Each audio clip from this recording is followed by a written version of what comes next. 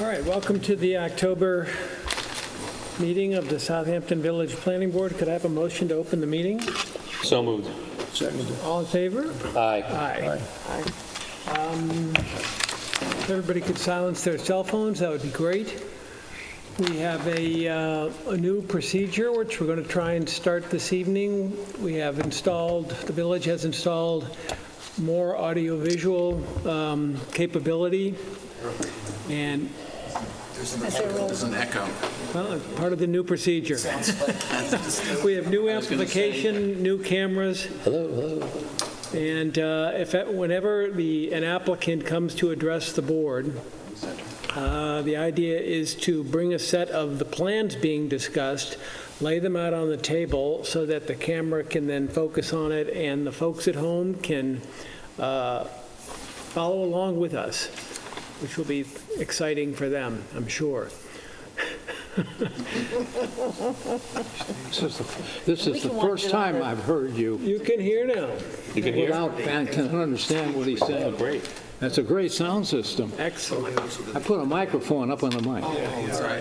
That could be the, That might be why it's echoing, actually. I might be able to say something. All right. Echo for us. Coherent. The Beechwood Latch application has been adjourned and is under review. The applicant is preparing the draft environmental impact statement, and that application remains adjourned until the next meeting. Public hearing, we are here for 550 and 554 Hill Street, and the public hearing is still open for further comment. The applicant from opponents of the application. So, Mr. Flanagan, I open the floor for you. Evening for the applicant, Gilbert G. Flanagan, 21 South Main Street, Southampton. At the work session, we had a chance to talk a little bit about the draft report that Kathy has prepared in terms of the long environmental assessment form that we submitted and updated, and there was a question, I think, about the scope of the neighborhood analysis that was done, and I believe she was going to look at that, and we were going to look at it, so if it's appropriate, I would defer to Kathy if she has any comments, and I'll be happy to try to address them. Okay. So at the work session, we went through the Part 2 and Part 3, the draft Part 3 expansion, the evaluation of the magnitude of the potential significant adverse impacts. And the one that seems to have the most concern is the size of the lots, which, just to remind the board, this is, at this point, the board is looking at this from the seeker perspective, and whether this application has a potentially significant environmental impact, and that's the decision that is made by the board at this point, because this application needs to go before the zoning board for a change in one non-conforming use to another non-conformity. It will be a conforming use but non-conforming lot size. As we know, the planning board can't issue any variances and can't approve a subdivision that doesn't have lot sizes that don't conform to the zoning. So we've looked at the seeker, that the zoning board asked the planning board to be the lead agency, and we have been evaluating the seeker documentation, which is the Part 1 EAF, and we did a Part 2, and then from that we evaluated all the resources and determined to our best of our ability whether what the magnitude of those impacts are from an environmental impact perspective. So one of the items has to do with the lot sizes and whether that would have an impact on the character of the neighborhood. And we have a situation here where we have an industrial use in the back of 554. Is that correct? I always forget if it's 50 or 554, I believe, is dispatch, and a house, and then on 550 there's a house. So we have two existing houses and an industrial use, and we're looking at 3 residences in the future. So when we look at the character, they are proposing a 23,000 plus or minus square foot lot in the front, which is about a half an acre, and then there are 2 lots in the back that are both over 40,000 square feet. And I looked at from my perspective, it was, would this look drastically different than the neighborhood? And when I look at the Hill Street properties going east and west, and I looked at about a half a mile going east and west from the site, there's about 40% of the lots are in the range of a half an acre. So from a driving down the road perspective, you're not going to notice this as being out of character with the area, was my opinion.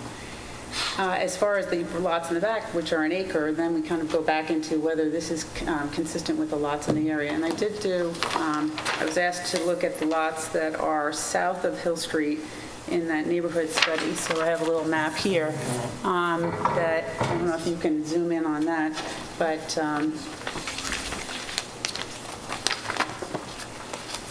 I love being on TV.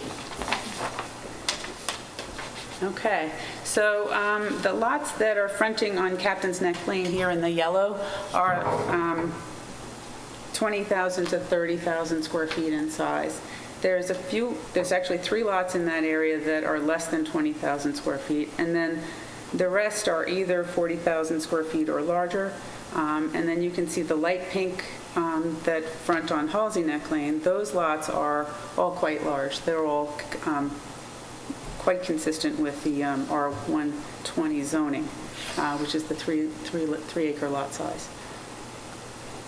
So it's, it depends on how you look at it, but from my perspective, the lots that are going to be towards the rear of this site, which are going to be between 40 and 50,000, and then just over 50,000, they're not hugely different from what's in the area. And when you define a neighborhood, whether living on Hill Street, are you in a neighborhood? What neighborhood are you associating yourself with? It's a very difficult thing to actually define. Captain's Neck Lane, if you're on Captain's Neck Lane, okay, so that's my neighbor, say if that's your neighborhood. But whether this is going to be part of that neighborhood, it's just, it depends on how you define that neighborhood.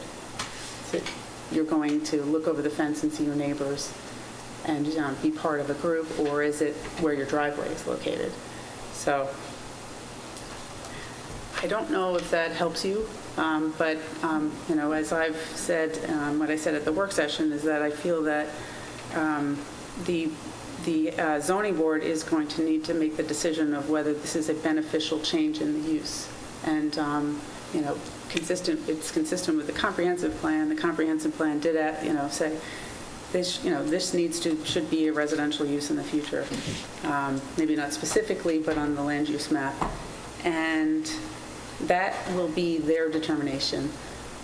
Whether or not this is a potentially significant adverse impacts that are going to result from this subdivision and the change in the use from 1 industrial use and 2 residences and then 3 residential uses being put here, I don't see that as a potentially significant adverse impact. And so that's why I'm recommending a neg deck. Will you get some additional copies of that study, Kathy? I have. Thank you. Send it around. I'd like one for the file. That's the only copy you have. I have 2. I'll give this to Pam. Okay, I can thank send you. them around. I had also done one from 200 feet, but that seemed like a small radius, and I think we'll stick with 500, but I do have it for 200 if you want to look at that too. Okay. Thank you. Further comment? Comments? Open the public first, Warren. No. Thank you.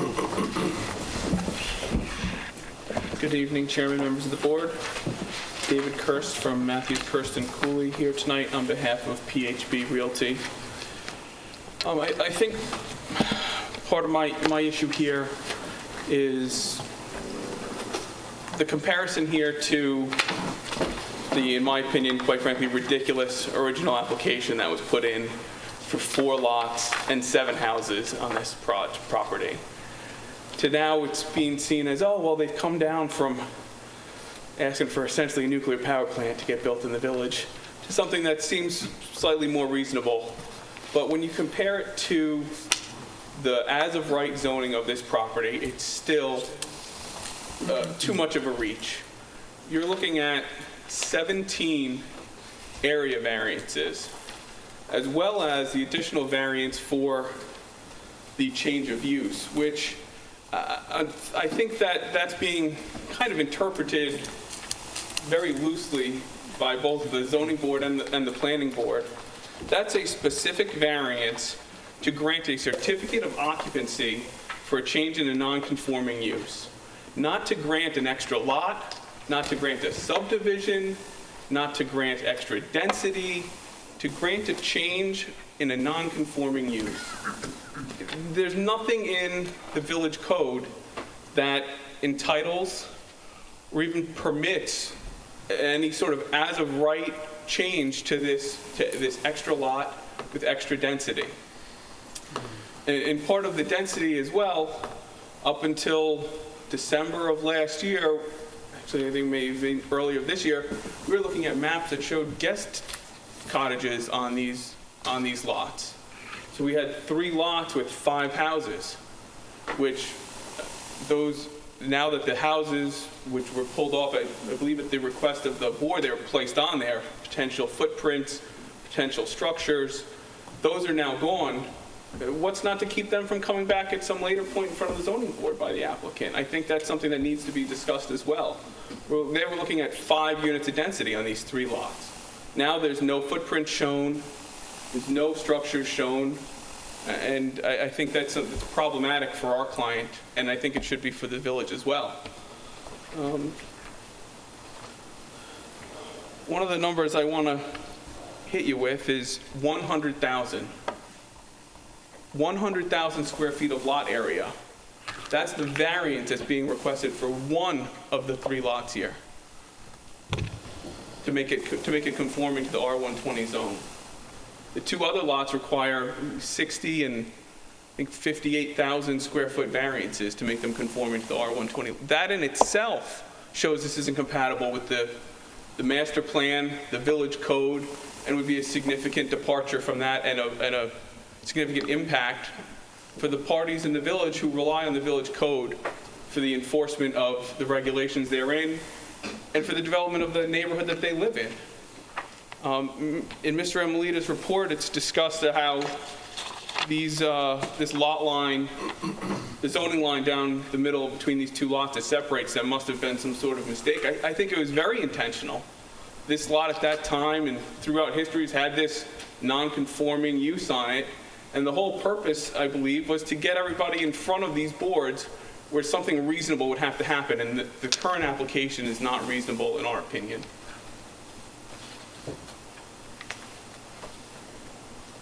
And then one of the perceived benefits claimed is the reduction in impervious surfaces of this overall project, which I think that the numbers need to be revisited on that. Mr. Emilita's report showed that you could have a maximum building coverage of 21,000 square feet, yet on those same lots an impervious surface coverage of only 14,000. I don't know how you can have less impervious coverage than you're allowed total buildings. I think that's a red flag. I see nothing in the code that restricts the impervious surfaces and restricts the walkways and driveways that they'd be able to put in, yet somehow that's cited as a overall benefit and reduction on these properties that I don't see in the code, I don't see on any of the plans that have been submitted. Are they making a covenant to do that? I haven't seen anything of that nature. This is another benefit that I think in the overall scheme of things, the only benefit coming from this application is to the applicant. We represent one neighbor, and I know there's counsel here for at least one more, and we've heard from other neighbors that nobody feels that this subdivision is in any way benefits the neighborhood that they live in. And from a planning perspective, I think that's something that you have to consider, and I know you will, that the only person being benefited here is the applicant. And then my final point to a planning issue is the flag lots. This proposal does some very crafty footwork, I must applaud council, to not have these called flag lots in all technical nature of it, but that's what they are. You're creating 2 flag lots on a minor subdivision in a lot that's R120 and R40. And in order to, they do mention that, this is something that is permitted. However, it's permitted, let's find the code section here, if you bear with me.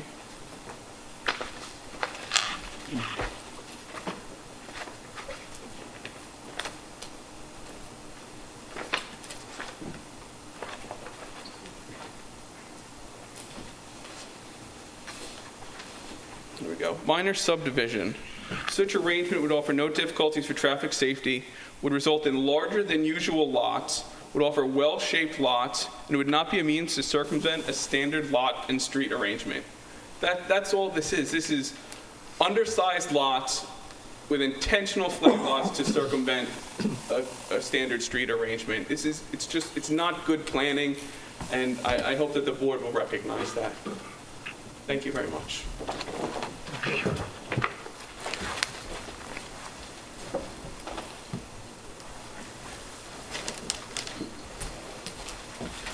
Good evening, Mr. Chairman and board members. My name is Jeff Bragman, and I represent 2 other additional neighbors, Eric Ruttenberg, just south of the property, and Nick Aquavella, who is to the west of the property. And there have been some other neighbors, I think, that have submitted letters that are in the record. And as David Kirst said, all the neighbors who've been contacted or have contacted the board seem to be in agreement that dispatch is a calm use, not disruptive, sporadically used, and frankly not much of an intrusion on the neighborhood. And our research continues to show me that 550 Hill Street does have a historic house on it that is a contributing property as far as the New York State Department of Parks, Recreation, and Historic Preservation is concerned. And I have a couple of documents I want to hand in to you when I'm finished or along the way.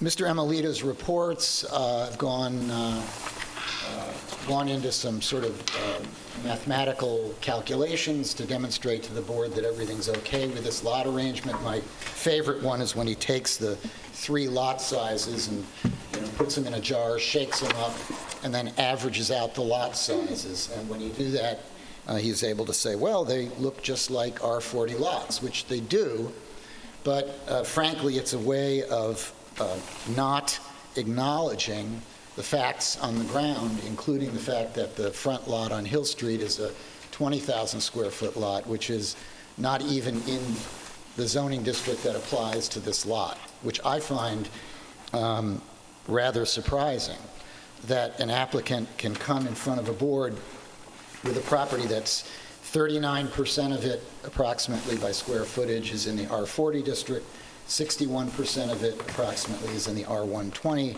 district, and just inject into this plan without any real rationale a lot of 20,000 square feet. It doesn't come from the zoning. Where it comes from is the applicant's desire to have a 3rd lot on a property that can't fit it under the zoning that's applicable. And, I don't find it a very persuasive argument to say, well, we can find other 20,000 square foot lots in the neighborhood. That's just not the way zoning is supposed to work. If that were the case, everybody could walk into the zoning board and say, hey, you should downzone my lot into 2 lots because my 3 next door neighbors have smaller lots than me. It would be a chase to the bottom, a race to the bottom, to downzone as much as possible. Then that's really what's going on with this application, and that's why he needs so many variances. A shocking number of variances, 16, 17, 18 variances here. I agree with David that an unmentioned issue is the flag lot issue. While the lots are not technically flag lots, they function exactly like flag lots. Instead of cutting a piece of the lot out to make it a right-of-way. They've put a right-of-way agreement on it, and it's clearly an evasion of a planning policy not to allow the creation of smaller than required lots. And there's no other explanation for it. I mean, if you look at it realistically, that's what the effect of the design is. Even if you look at the average size of the 3 lots that he wants, if you accept the planner's, mechanism that you're going to just shake them all up and divide them evenly into 3 lots, it's a false average because it doesn't take into account the existence on the lot of R120 zoning, 3-acre zoning. It erases that from his entire explanation about why you should think everything's okay. There isn't a word about the fact that 60% of these 2 lots is located in a 3-acre district.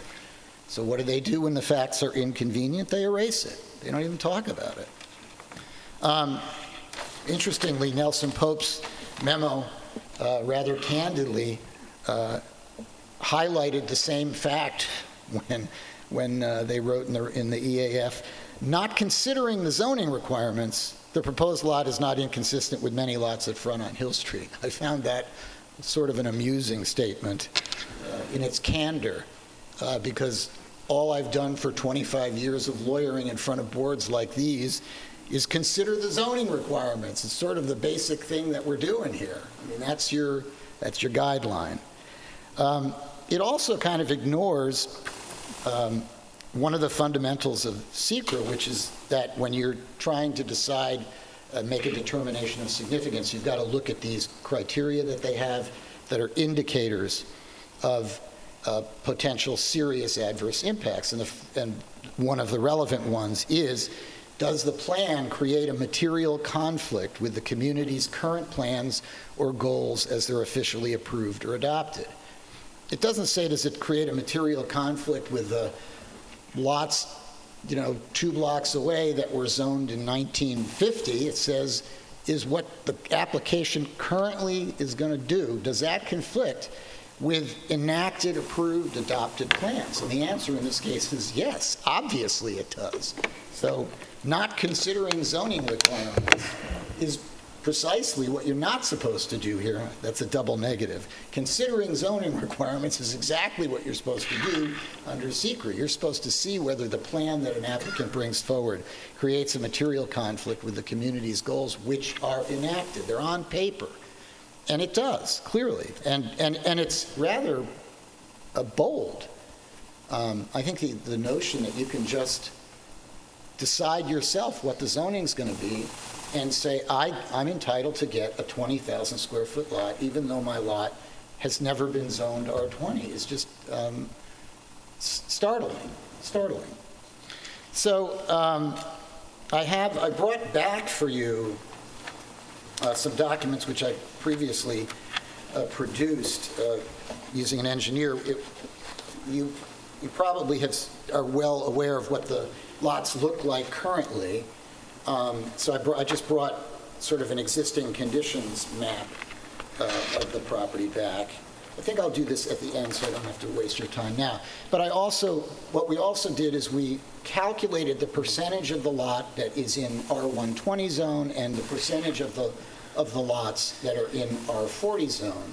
And then we created a proportional sketch of 2 lots using the same percentages, because it seemed to us a logical and persuasive way to think about what you might want to do here. That is, to reflect the applicable zoning, so that you're not creating a conflict with enacted community plans and zoning plans. So I'll have those for you.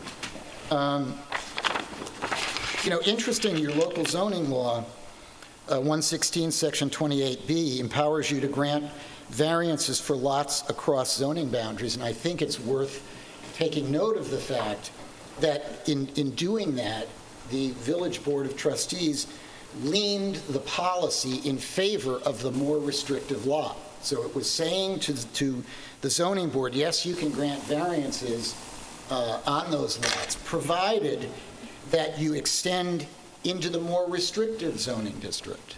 So obviously, there's a suggestion in that statute that the village has some policy of favoring more restrictive zoning, not less restrictive zoning. I wanted to shift to the secret issues because that's what we're about here. You're determining the significance of the action.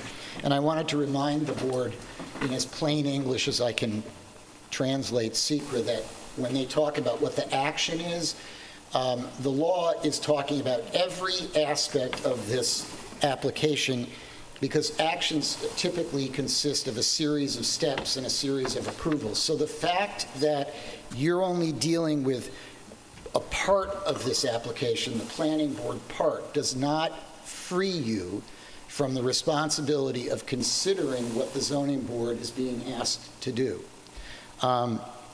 Even though you're not empowered to grant variances, when you look at an action under SECRA, it means that you can't wear blinders about what's going to happen in the ZBA. You're not allowed to, and they call that segmenting the application. You're not allowed to cut an application into little pieces and say, well, we're only going to look at what's in front of us, because the drafters of SECRA understood that that was a way to evade a comprehensive environmental review.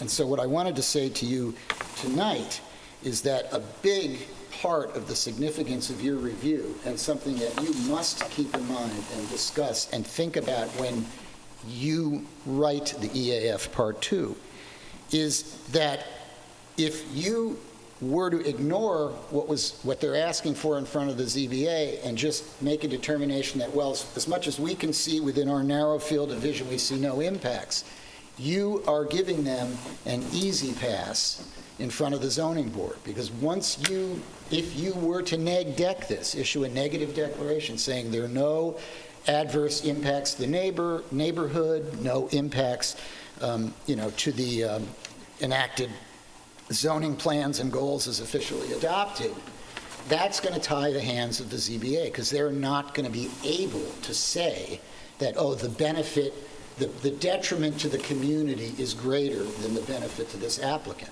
So your role here is very important, and it affects not only your own decision, but it affects what's going to happen later on. And SECRA doesn't let you say, we're not going to look at that. You have to look at it.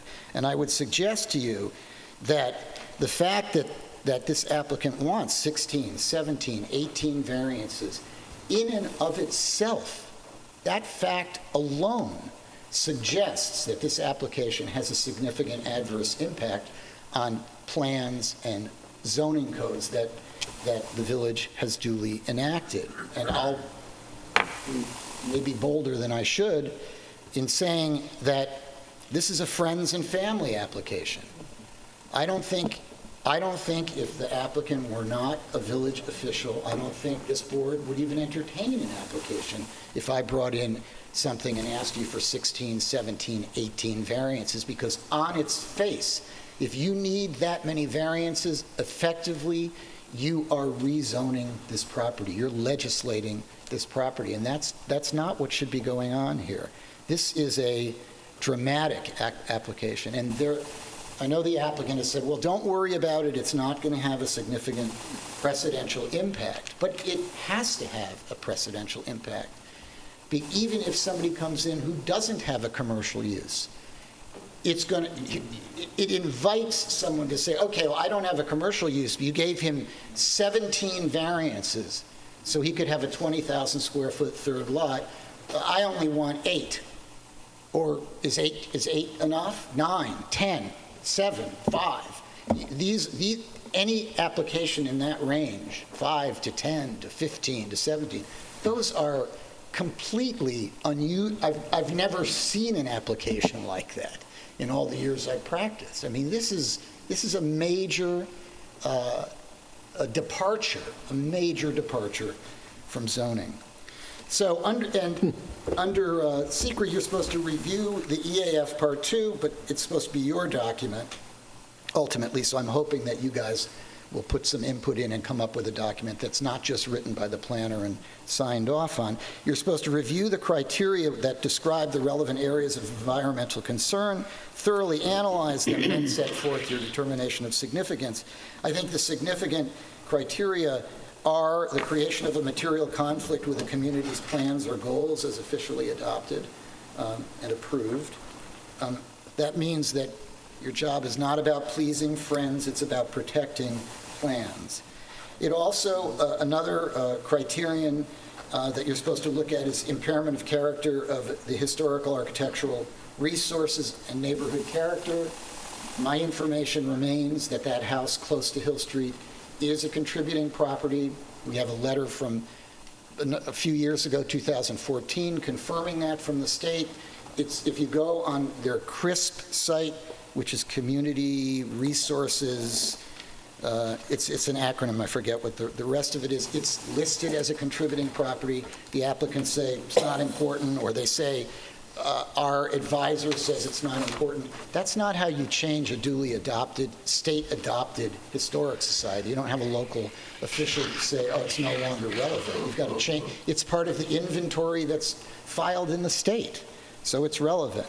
And the idea that there's going to be no harm if we put another 20,000 square foot lot in, because years ago when they had 20,000 square foot lots, they're there and it's going to look just the same, I think ignores the impacts that protective zoning is designed to prevent. Namely, villages and municipalities change zoning as years go on, and they often put smaller lot areas into more restrictive zoning because they want to see a change. This application presents precisely that kind of circumstance, where instead of having a more gracious sized lot that complies with the zoning that applies to this site, either of 1 acre or something approaching a 3 acre, they just say, oh, infilling with a ½ acre is going to be fine, and deny that that's going to have any impact on the neighborhood.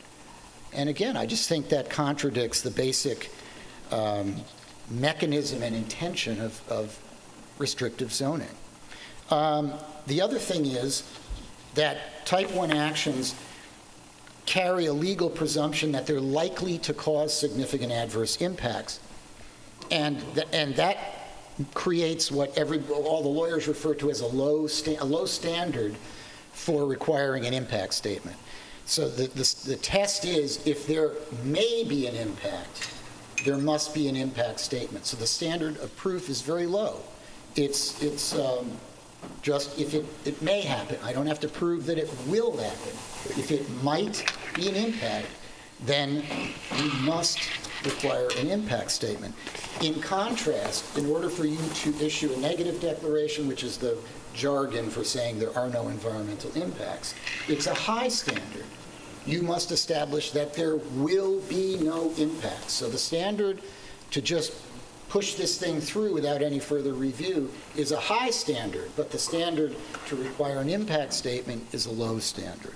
And, much as you're probably not used to doing impact statements, except on major projects, this is a project that strongly suggests it because of the number of variances that are requested. The applicant is a ZBA member. As a ZBA member, I am sure he tells applicants that he sees every week that their application should be made as conforming as possible, that they should be asking for the least amount of relief that they need. And in fact, the grant to issue variances in section 11628 specifically says that board can grant variances where compliance is not feasible. That's not what's going on here. This is an applicant who wants a third lot at any cost, and it doesn't care whether it complies with any zoning that ever controlled this lot. And since you're, and because of that, we think it's pretty clear that there may be an impact to aesthetic resources. If they tear aesthetic resources, and there may be an impact to your plans that are duly adopted in your zoning code. And we think that you should apply the correct standard under SECRA, which is the low standard. And there's every indication that there may be impacts in this case. And this may be an appropriate case, even though it's a 3-lot subdivision, this may be an appropriate case for a positive declaration. Certainly, you can't just blandly say, oh, everything's fine, because we look around in the neighborhood and there are a few small lots. This is a troubling application. I think it's a highly unusual application. It's certainly not like one I've ever seen before. And I think you should look at it very skeptically. I don't think it deserves a negative declaration. And under SEQR, if you apply it strictly as you're supposed to, it should be pos-dect. Make them do an impact statement on it. I can give you the exhibits that I have. Should I hand them in through you? Okay. But that's all I have. Thank you for your time. Thank you.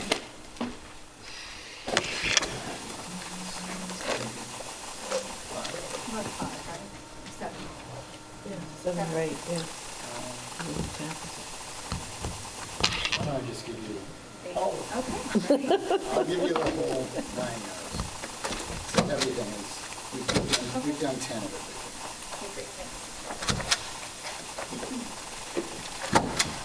Further comment from the public? Chairman, if I might. Oh, can I, excuse me. And just one thing, not substantively, but procedurally, I'd like some more time to give you something in writing, answer this new study. At the end, can we discuss that? I just wanted to put that on the record. Sorry, excuse me. Sorry. Just think there were a couple of things I should mention on behalf of the applicant in response to the comments by both counsel. There seems to be a blending, in my mind, of the SEQR process and also what you're doing and also what the Board of Appeals is doing. And so I think you should make sure that you separate what your role at this particular point is, which is the SEQR process, as I believe Mr. Bregman has pointed out. When I heard Mr. Kirst talk initially, I got the impression, you might have all gotten the impression, that we're talking about property that's all in the R120 zoning district. And as you know, that's not the case. A significant part of it is in the R40 district. And if you noted from the submission I made some months ago outlining the nature and extent of the variances that would be required under the modified application, some of those variances I would call half variances. That is, for the part of certain of the lots which is in the R40 district, you wouldn't need any relief. It's only for the part of the R120 district. So it's not, it may not seem, the number of variances may not seem as great as it is. And the other thing I want to remind the board of is that as a result of suggestions made by you and by your consultant, all of the various setbacks for which we're seeking variance relief from the Board of Appeals reflect what the code allows in terms of the size of the lots. So if one would go strictly on the terms of the size of the various lots we're creating, all of the lots would have setbacks that conform to the lot size ratio. In fact, as you may know, some of the setbacks are not affected, depending on what zoning district you're in, affected strictly by the size of the lot. So some of the variances we initially may have seemed to have needed, we do not need because we comply, for example, the minimum and aggregate side yard and the rear yard requirements. So all of those setbacks conform, even under the current zoning. Now,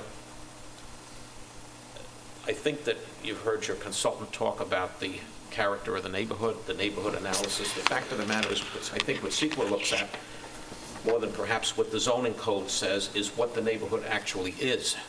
And I think that what the study that we did and the study that Ms. Eisman did reflects what the neighborhood really is. And if a large number of the lots in the relevant neighborhood are the same as or very similar to what we're creating, I think that from a SEQR perspective, that is extremely, extremely important. One of the other comments I heard had to do with impervious surfaces, and so forth, and that there are no code limitations, as there are in some other jurisdictions, such as Sagaponack, that regulate lot coverage by impervious surfaces. Well, that may be true that there's no zoning requirement. There certainly is an environmental component to that. And that's something that under SEQA, I think you're more than capable of considering. And given the fact that we're going to be reducing the amount of impervious surfaces, I think is a significant point. Now, what seems to keep getting lost in all of this discussion is that part of this application reflects the fact that there is an industrial use, not a business use, not a commercial use, but an industrial use as defined by the zoning regulations in a residential zone. And to the best of my knowledge, in nearly 40 years of practice, that's the only situation that exists in the village, an industrial use in a residential zone. So any question, I think, of the Board of Appeals setting a precedent in this particular case, if it decided to grant the relief, is not well-founded, because this is literally a one-of-a-kind case. And it bears repeating, and I won't take too much more of your time, but one of the primary initial goals of zoning set forth in the very beginning of Chapter 116 is to eliminate non-conforming uses. And that is exactly what this application does. It eliminates a grossly non-conforming use in the middle of a residential zone. On the top of that, the comprehensive plan obviously takes into account that one of the goals is to get rid of situations like this. So what we're proposing is actually very much consistent with the comprehensive plan and the zoning ordinance. And there's one thing I think that should be perhaps corrected for the record. I think if you look at the impact of calling something a type 1 action, it's my recollection from reading the SEQA regulations, that what that says is that a type 1 action is more likely than an unlisted action to require an environmental impact statement. Not that it's more likely in a vacuum to require a statement. As you know, there are 3 levels. There's the unlisted, there's the type 2 action, which requires no further review. There's the unlisted action, which is somewhat of a gray area. Then the type 1 action. The type 1 action is more likely than an unlisted action to have a significant adverse environmental impact. And again, the question is whether or not the impact is significant and adverse. Not just that it's adverse, but it has to be significant and adverse. And I think, as your consultant has shown in a fairly detailed analysis of the Part 2, where there was an impact, she found, or her firm found, a small to moderate impact or no impact. So we certainly agree with her initial reports that this project does not have any significant environmental impacts, and that an environmental impact statement would not be required. Also, I'm sure you realize, right now there are 3 uses on this property. There are 2 houses and an industrial commercial use. Maybe 3.5 uses if you count the fact that there's an office associated with the, with the moving and storage business. The proposal is to create 3 single-family lots. So we're really not talking about a burgeoning increase in activity here. And it also bears repeating that the 2 lots in question are not flagpole lots. They are lots serviced by a right-of-way which the code specifically permits. And so on that note, I think there's been a lot of discussion. I would like, as soon as possible, if not this evening, as soon as possible, that this public hearing be closed and then we can move on. Obviously, the Board of Appeals has different things to look at. It has to make its own determination, weigh and balance the benefit to the applicant versus the detriment to the neighborhood. That's something that it is specifically charged with doing. And I certainly resent and take offense at the suggestion that this is a quote-unquote family application. As you may know, the principal of the applicant from the very start at the Board of Appeals recused himself from consideration of the application. He has as much of a legal right as anyone else in this village under this Constitution of this great country to do what he is entitled to do and to ask for. And with that note, I bid you good evening. Thank you. Further input from the public?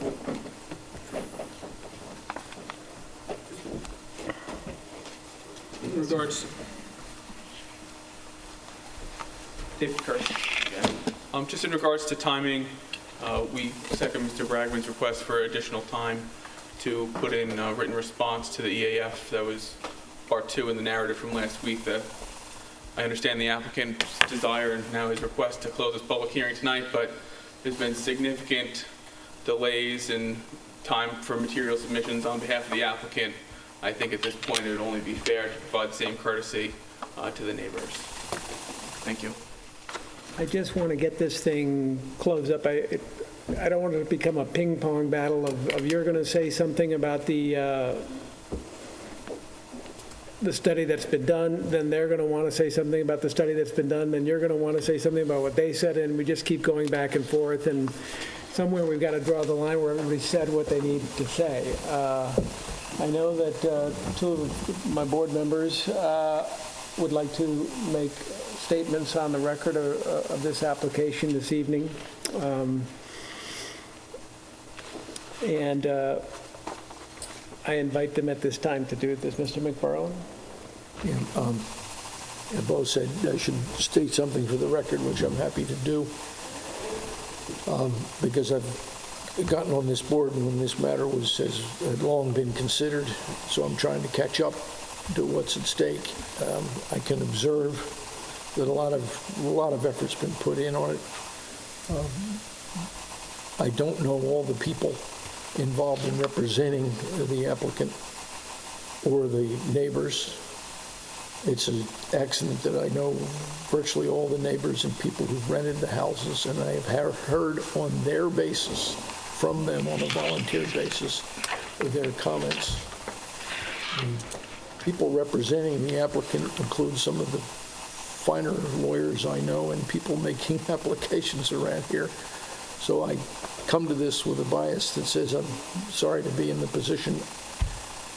I'll be quite unpopular, I do not think this application makes sense in the balance of this edge of the community. I live toward that edge, so I'm sensitive to the issues that pertain to the western end of Shinnecock Road, now called Hill Street. I can't quarrel with the applications that the lawyers make because they're experienced with it. Maybe it's commercial, maybe it's industrial. There's a declining number of commercial or industrial uses of Hill Street, to my recollection, for the last 50 years I've watched it. And some are in dispute now. Some people think because they exist historically, they should endure forever. And some say you get rid of something that is, the jargon, non-conforming to houses nearby. It's a good thing for everybody. In my view, probably is for the community, and that's good planning. I see, both from my own house and I'm at the edge, I'm in the artist colony, which is zero protected for anything. The use of history is double-edged sword and all sorts of things. I don't think it's this board's province to get into it, but it is an emotional issue for a lot of people in the village of Southampton, voters and people who pay the taxes. And I'm happy I'm not refereeing it or been asked to referee it. That's a tough assignment. I don't think that we have, to my recollection, coming off Captain's Neck for Mary Lee Drive was probably necessary. I think from having lived on Captain's Neck at one point in my life, there are two egresses off it that go in by way of right-of-way or otherwise. They call them flag lots, but go into people. To make more, it seems to me, needs to have a real burden. I've asked what happens when you have two zoning districts on the line. I am not an expert on the law as to how you resolve that matter. I've been told for the fourth time in my life to go read the famous Euclid opinion. That'll solve it, and it doesn't. I've read it again and again. It doesn't say a word about it. And it seems to me that resolving this matter, whether it's a parking lot for trucks or whatever, isn't governed by what's happened in the past. It'd be nice to have a good outcome for the neighborhood.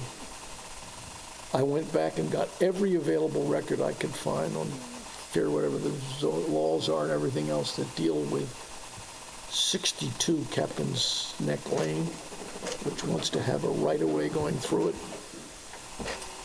to the lot. That action was opposed by all of its neighbors. Building that house as far to the northern part as it could be was opposed in the public record that I could find by every neighbor who showed up. And I think the record on this one is, I won't give you the number, it's 4, 5, 6, 7 or something to 0. of people who live at or near this property. Now, there is an estate that is not represented. I've tried to contact the estate for other reasons, can't get to them on the corner. There's another house I can't get to, but every other property has either spoken or come to me to say they have in the past, and this goes back 10 or 11 years, been opposed to this development.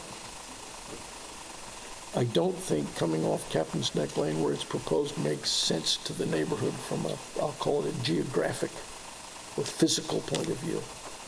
It is a dip. If we go back and read this, the experts agree with me, it's an old dip from Hetty Creek.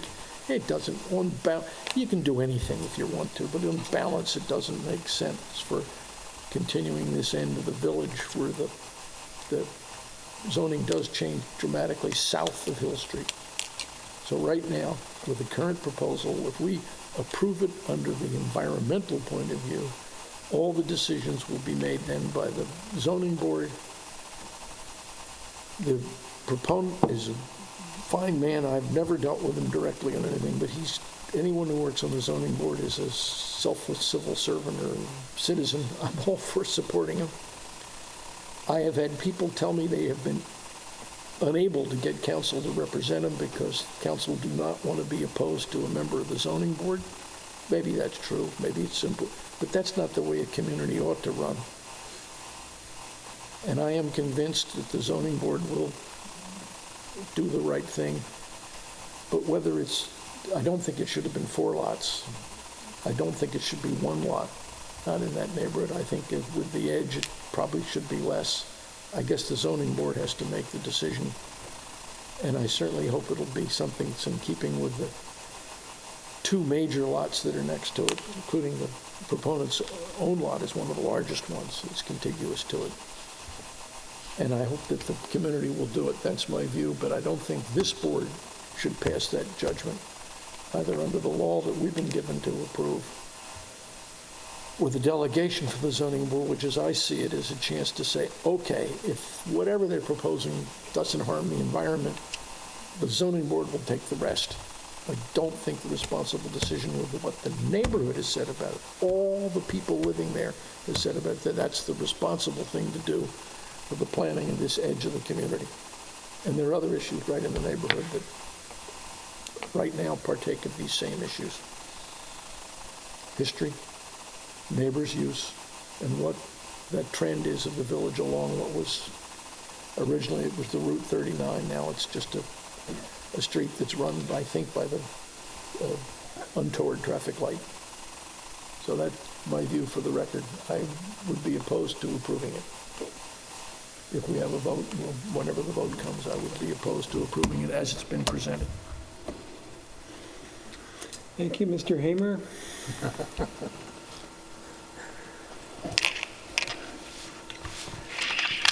I have had the opportunity, fortunately, to express my feeling about this application.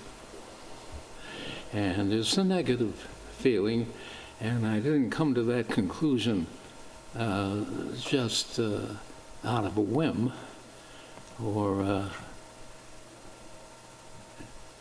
any other reasons than I think it's contrary to the law.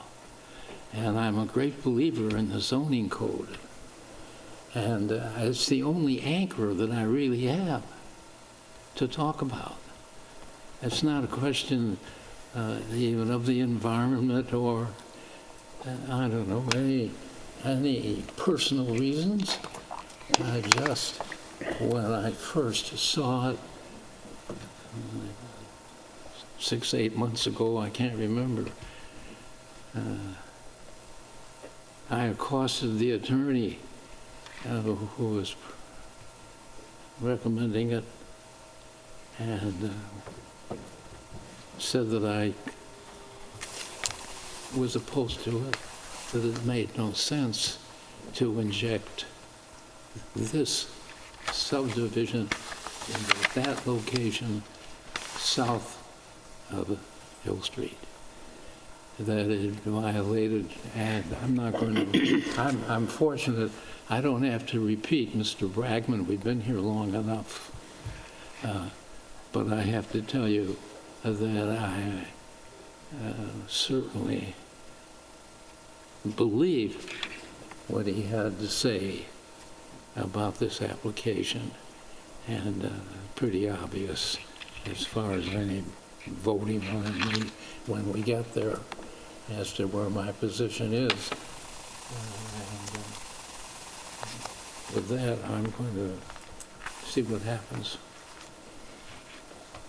I'll recommend a decision, Mr. Chairman. We've spent enough time on this.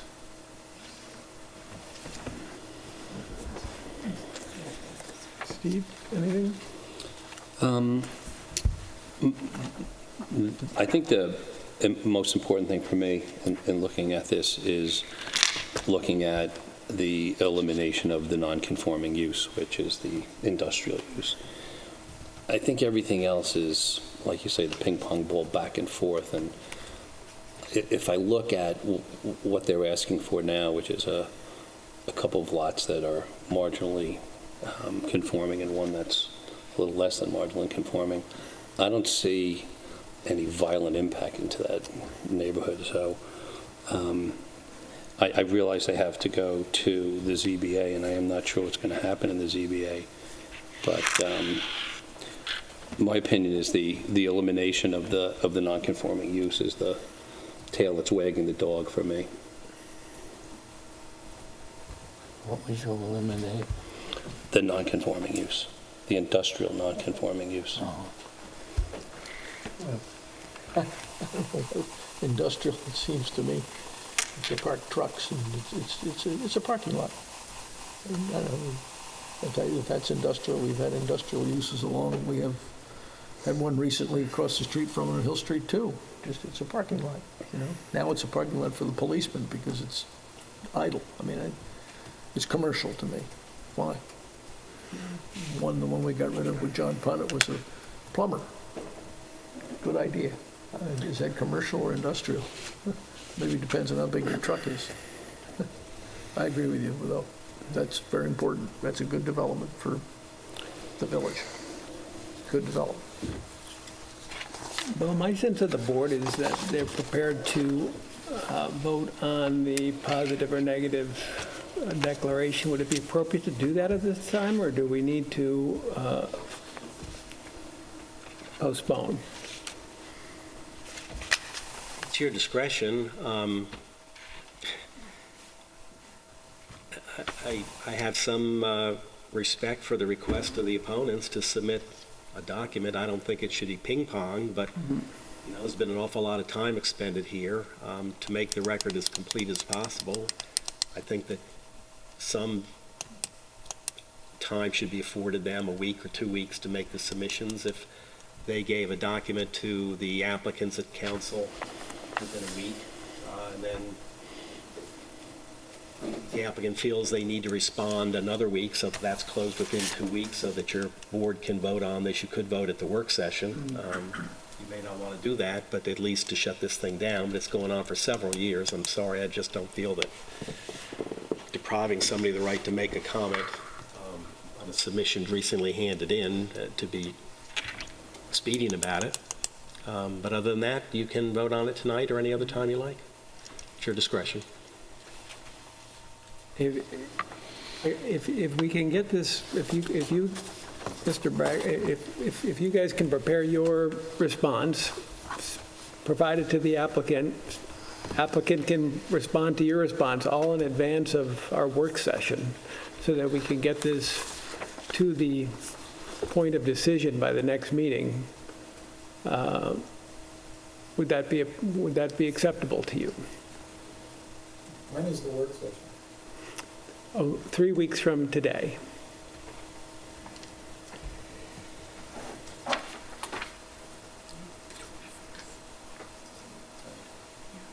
Work session will be the 24th? 31st. 31st, excuse me, 31st. 31st. That's 4 weeks. So 2 weeks and 2 weeks, would that be? Well, the work session, we have 3 weeks, right? Correct? No, 4 weeks. No, it's 4 weeks. 4 weeks. Okay, so 2 weeks and 2 weeks. Okay.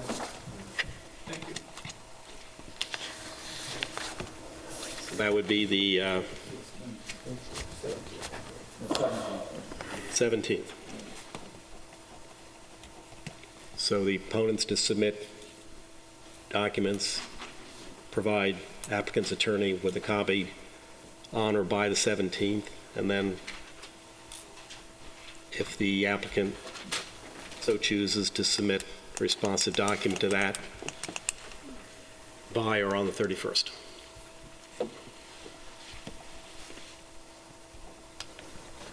All right. Okay, that said, we can adjourn for this evening, I believe.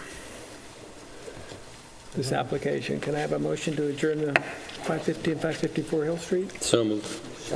All in favor? Aye. Aye.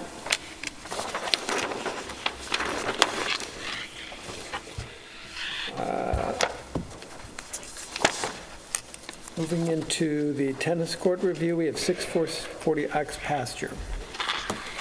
For the applicant, John Bennett, Lisa Poyer from InterScience and I have been working on this. There was a memo on September 15th, and I hope you'll share my opinion that we've been able to adequately address all the concerns of Nelson Pope and Voorhees. And I ask you, if that is the case, to approve this evening. The first comment from Nelson Pope was tennis courts have to be sunk at 3 feet below grade. We revised the plan to show 3 feet sinking. These plans were dropped off by InterScience for the building department. So hopefully you all had the opportunity to see them. There's concern about the distance between where the Doug Bull staggered row of plantings, how far away they were. We revised to show the plants on 4 foot off centers. The drainage calculations, number 3 of the Nelson Pope Voorhees comment did not include the terrace and steps. The Squires and Holden survey that you should have has a drainage calculation showing patio on the steps. So we include the patio on the steps.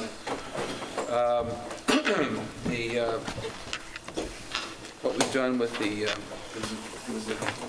disconnect between the number of dry wells on the DEC approval and the originally proposed plan, so what we've done is shown only 8 pools, and we've changed the diameter of the pools to 10-foot diameter. They were 8, so we were able to provide sufficient drainage capacity. And the other nice thing about that, with the revision, the other nice thing about that is that this will not require us to go back to the DEC. Because the DEC had 8 leaching rings. We now have 8. It didn't limit the capacity of them. It just showed 8 rings. So I think we've taken care of everything that Nelson Pope wanted on the revisions of both the Squires and Holden survey and the planting plan. Hopefully you'll agree and let us go on our way. I'd like Tom Dixon to look at this for us and just look at the grade and see what kind of incline that is, and also the separation of the dry wells. Once you have wider diameter, you want to have a greater separation distance between the pools generally. You have to give a little bit more room for the actual leaching to take place, and I can't tell from this scale how far apart they are, so I'll have to look at that. I mean, the other thing you can always do with this, since the depth of groundwater is so low, it is just let's build it as grade, like you do people all up and down a Meadow Lane when you have significant issues with the depth of groundwater. But it's up to you. I think there was some discussion at the work session to, possibly waiving, not having it as deep, as 3 feet. I don't know about at grade. I don't see that. Okay, well, but- we've achieved the 3 feet. Right. So, I mean, So, it's a but- tennis court. I don't want to spend too much time on this. This is the third month on a tennis court.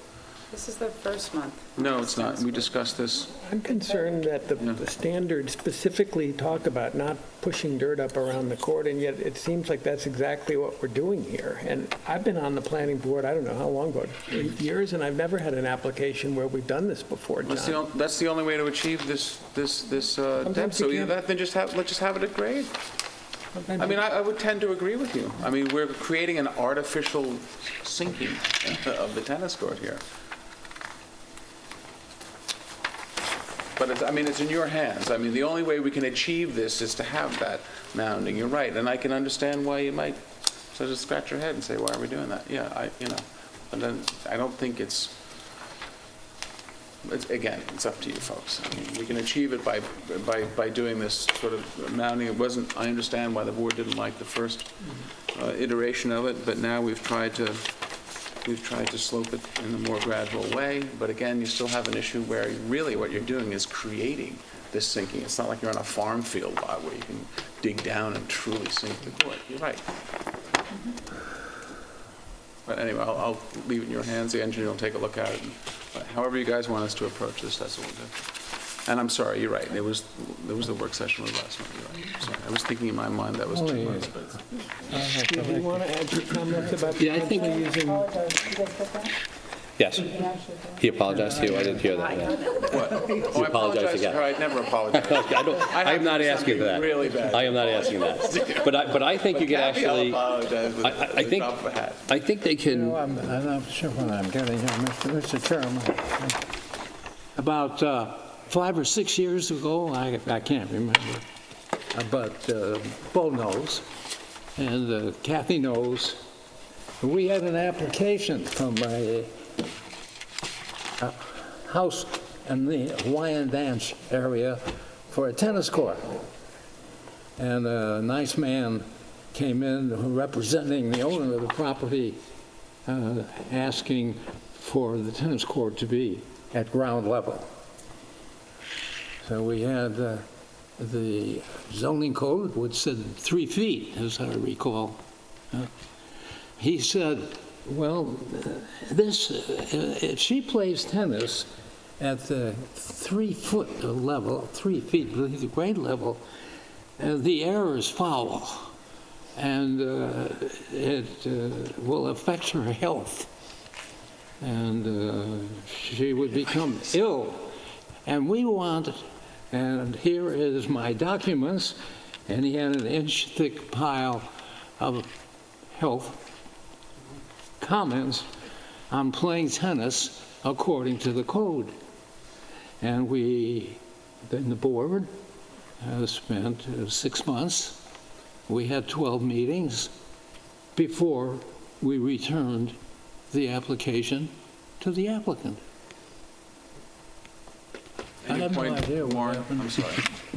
Your point, We Warren? returned it. What do you mean returned it? We gave it back.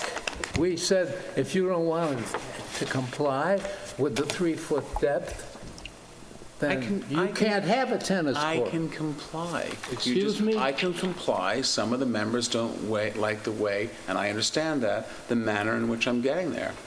But by the way, your comment about somebody not being able to play, that was a personal issue, which is any of the better zoning practitioners would tell you has nothing to do with an application. You can't bring in an issue that's personal and particular to you and say, that's the reason why I have to waive that. But that's neither here nor there. What I'm saying is... Let's not do that case over. Yeah, you brought it up. I wouldn't suggest it. I think you can find a little bit more of evening this out by changing the slope on the pipe from the tennis court, and you can actually drop this tennis court maybe a foot further than you have it, which would lessen the berming up. Because the problem that John Forster had with it initially is he's saying the code says you can't berm up. and so we're berming up. And I think if we, Well, actually, what the code says is you can't burn up more than 2 feet without the permission of the building inspector. right, Yeah, So- so there's no absolute prohibition against it. right. So I think if you just change the way the slope of the pipe goes into the drainage ring, you can actually drop that cord a little bit more, which would lessen the berming up. Okay. Because right now you've got 3 feet about. So you might be able to get it within 2 feet. And you might be able to, does the DEC approval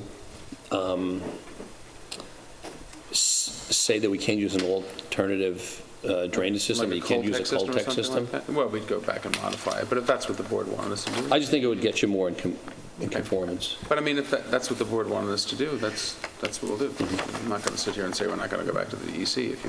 If you want a different drainage system or exploring that, we can look at that, sure. So we'll wait for your engineer's comments. I'll talk to our folks about changing the slope of the pipe that goes into the drainage system, and we'll come back. And maybe he could just give us another map that just shows the tennis court area, so you can blow it up to maybe a 30 scale instead of a 60 scale. Okay. So it's- You want Squires to do that? Yeah, the yeah, they just do an extra page and just blow it up. Leave that page submitted and just as a key map. That'll be helpful, I think. Will do. Okay. I guess no one's going to play tennis until spring anyway, so. And it is mostly north and south. Was that? And they still may not play. The village is going to be 100% tennis courts. Only some of them go north and south, and the ones in Tidewater will always be a problem. Well, I think you have to struggle with the tennis court. We grant them. I understand that, but we should be clear. I don't think you can tell me I can't have one, No. but is this the north-south? Everybody wants one.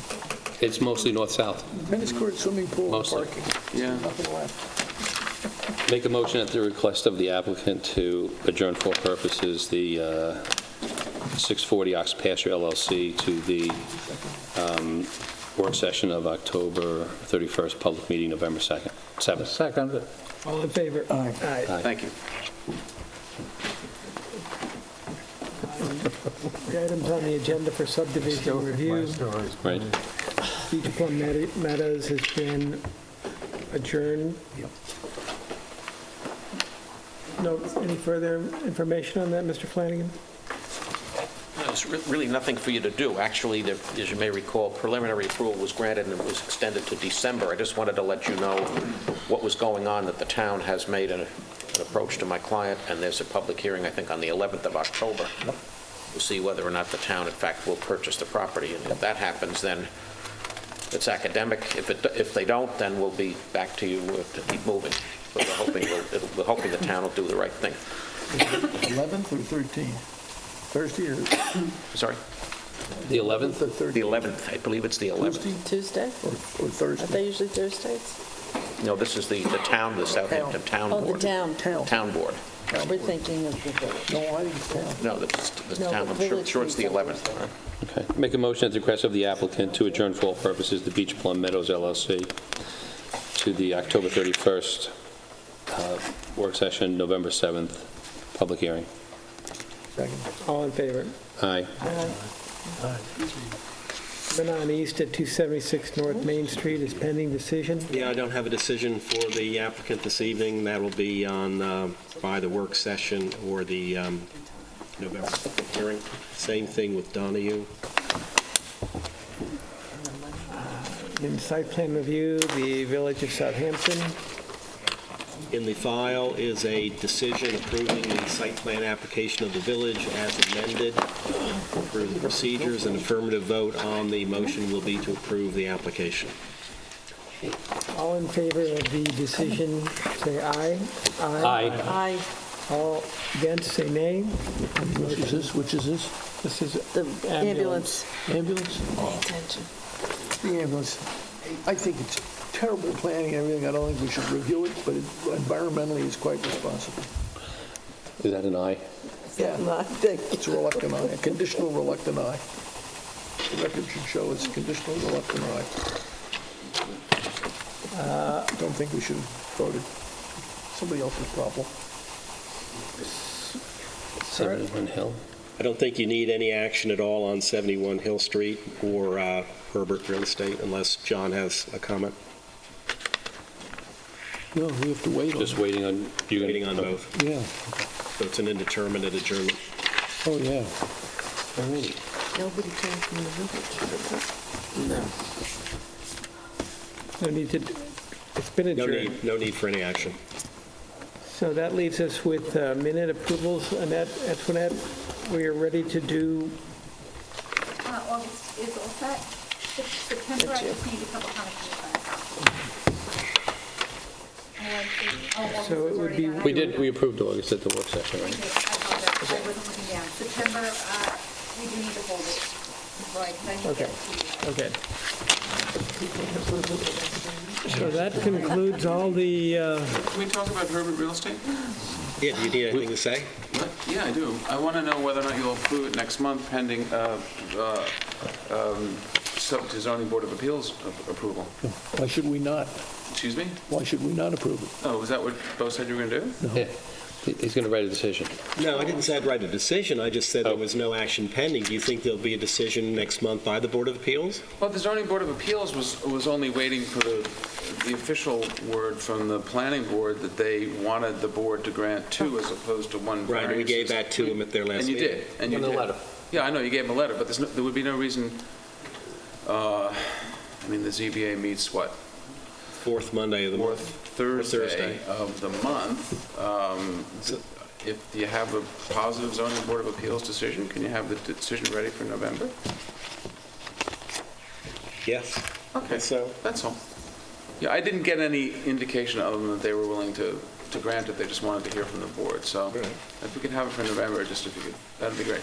That'd be wonderful. It's small, it's less than 300, it's, I forget, is it 248? 320. 248. 248. Come on. No, it's 290. It's downhill. Don't argue. It's easy. Trying to keep the carpenters busy, you know? Just, come on. Maybe Cause trouble. may have more time. all right, thank you all. Next meeting is October 31st. It's a work session. It's here at 5 PM, followed by the public meeting November 7th at 5:30 PM. No Should we further recall business to this? discuss. Can I have a motion to adjourn this meeting? So moved. Seconded. All in favor? Aye. Aye. Thank you.